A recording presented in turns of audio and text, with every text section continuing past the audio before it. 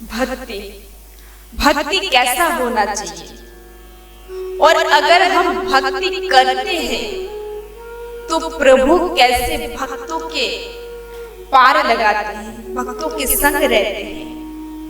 एक छोटा सा कथा, उस कथा से हमें ये पता चलेंगे कि प्रभु जगत में है और प्रभु भक्त के संकट के समय वह क्या करते हैं। एक राज्य में एक राजा रहते थे और वह राजा बड़े कृष्ण भक्त थे और राजा मनी मन सोचते थे कि मैं एक बड़ा सा मंदिर बनवाऊंगा। राजा ने क्या किया, कुछ दिनों के बाद एक मंदिर बनवाया और मंदिर बनवाने के बाद मंदिर की पूजा के लिए एक पुजारी भी रख लिया कि ये मंदिर की देखभाल जो है वो करेंगे, पूजा पाठ करेंगे। लेकिन प्रत्येक दिन का एक नियम था। क्या नियम? जो भगवान श्री कृष्ण को माला चढ़ाते हैं वह माला राजा लेके आएंगे और वह पुजारी जब माला भगवान को पहनाएंगे, फिर पूजा अर्चना होने के बाद वह माला उतार कर राजा को पहनाएंगे। ये एक नियम था रोज का। ऐसे कई साल बीत गए, राजा भी वृद्ध होने लगे और पुजारी भी वृद्ध होने लगे। अचानक क्या हुआ, एक दिन राजा की तबीयत बहुत खराब हो गई। तो राजा ने एक मंत्री को बुलाकर कहते हैं कि जाओ और ये माला लेकर पुजारी को दे दो। क्यों? क्योंकि मैं आज आ नहीं सकता, तबीयत कुछ ठीक नहीं है। मंत्री साहब वह माला लेकर पुजारी को देते हैं और ये सब बात कहते हैं कि आज राजा नहीं आएंगे। पुजारी ने क्या किया, उस मालाओं को लेकर भगवान श्री विग्रह को पहना दिया, पूजा अर्चना किया, फिर बाहर आकर बैठ गए।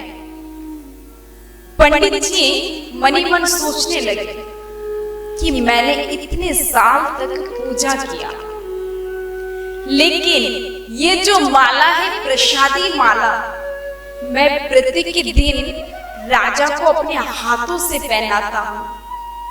लेकिन हे प्रभु, आज मुझे ऐसा लग रहा है कि ये प्रसादी माला मैं अपने गले में पहनूं, क्योंकि आज तो राजा नहीं आएंगे और ये माला मुझे पहनने का बड़ा इच्छा हो रहा है। कुछ देर बाद पंडित जी अंदर जाते हैं और भगवान श्री विग्रह के गले से वह माला उतार कर अपने गले में डाल देते हैं और वह माला धारण करके पंडित जी बड़ा आनंद अनुभव करते हैं कि प्रभु के गले की माला आज मैंने पहना है। बड़े खुश होते हैं।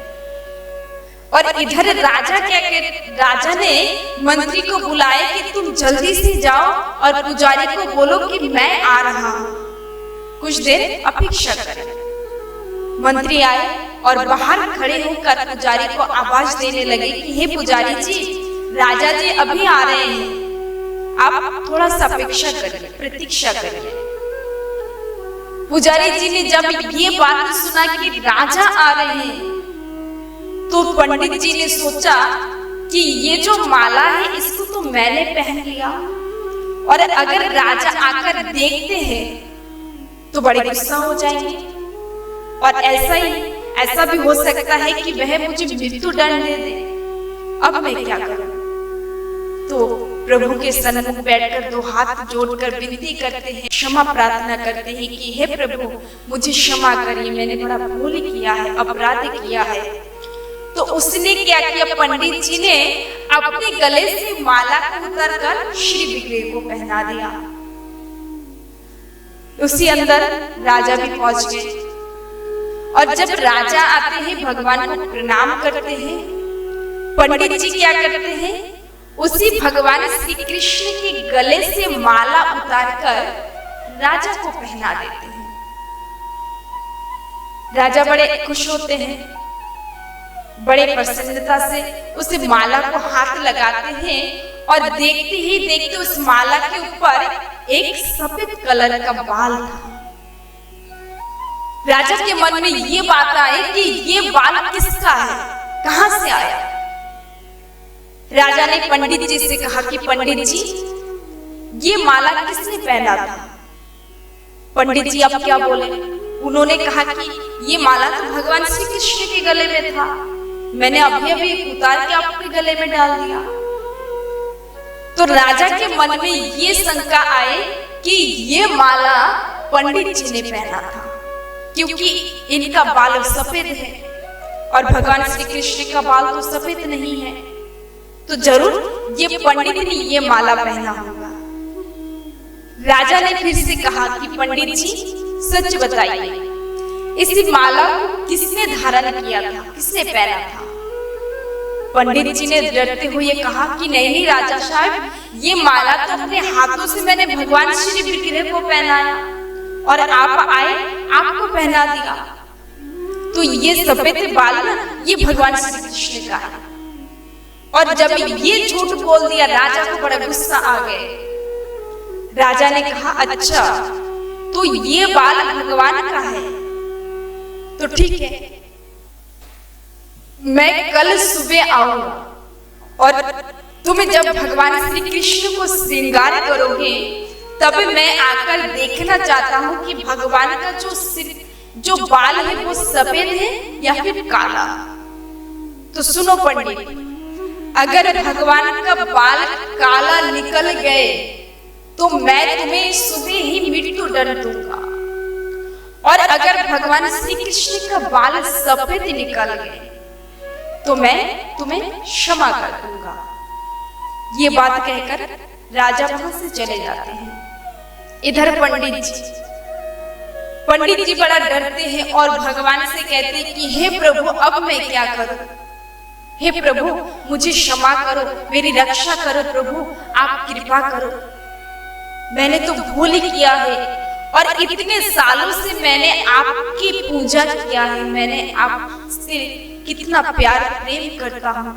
हे प्रभु, मेरी रक्षा करो, अब मैं क्या करूं। सुबह होते ही राजा आएंगे और जब देखेंगे कि आपके बाल काले हैं तो वह मुझे मृत्यु दंड देंगे और मेरे परिवार है उनको कौन देखेंगे। प्रभु, आप मेरी रक्षा करो, आप मुझे क्षमा करो। ऐसा करते करते पंडित जी ने पूरे रात भर भगवान के सन्मुख बैठकर प्रार्थना किया। सुबह हो गए, राजा आए और जब पंडित जी भगवान श्री कृष्ण को श्रृंगार करते हैं तभी राजा आते हैं और भगवान के सिर दो हाथों से उस बाल को हटाकर देखते हैं कि भगवान श्री कृष्ण के जो बाल है वह बाल सफेद हो गए। ये देखते ही राजा को बड़ा आश्चर्य हुआ कि ये कैसे हो सकते हैं, भगवान के बाल सफेद कैसे हो सकते हैं। राजा के मन में फिर शंका आई। राजा ने मन ही मन सोचा कि ये बाल भगवान श्री कृष्ण का बाल नहीं है, जरूर इस पंडित ने कोई चालाकी किया है। तो राजा ने क्या किया, ये सच है या झूठ है उसको जानने के लिए, परखने के लिए राजा ने किया भगवान श्री कृष्ण के जो बाल है इतने जोर से खींचते हैं कि खींचते हैं भगवान के सिर से रुधिर झड़ते हैं, रक्त झड़ते हैं। और ये रक्त देखते ही पंडित जी भी रोने लगे और राजा भी आश्चर्य हो गए कि ये क्या, भगवान के सिर से रक्त झड़ रहे हैं।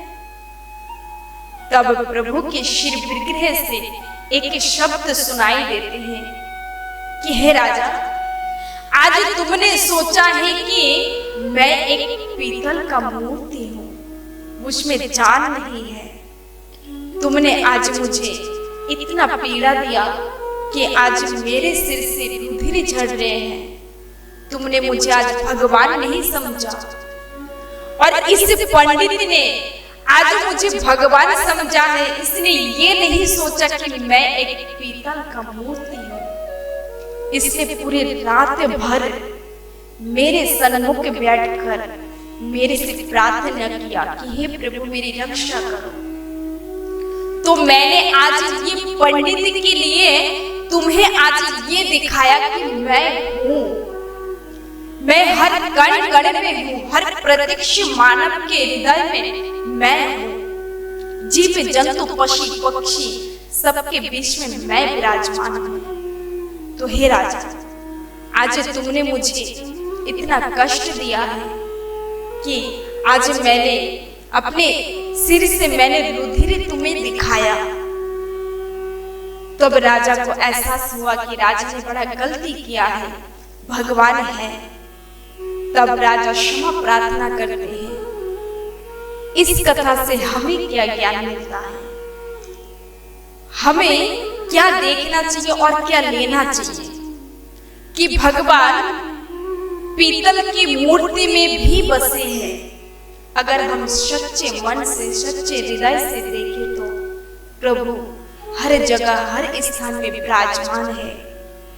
अगर हमारे जीवन में संकट आते हैं तो इसी पुजारी की तरह अगर हम प्रभु के सन्मुख बैठकर प्रार्थना करते हैं कि हे प्रभु इस दुख से कैसे पार पाओ, हे प्रभु आप कुछ कीजिए, वरना क्या होगा मेरा कोई नहीं है। ऐसा अगर हम कहते हैं तो प्रभु निश्चय प्रभु आएंगे और उस भक्ति के लिए प्रभु को जो चीज करना है वह करेंगे, लेकिन हमें वह विश्वास रखना है और उसी भाव से प्रभु को बुलाना है। हरे कृष्णा।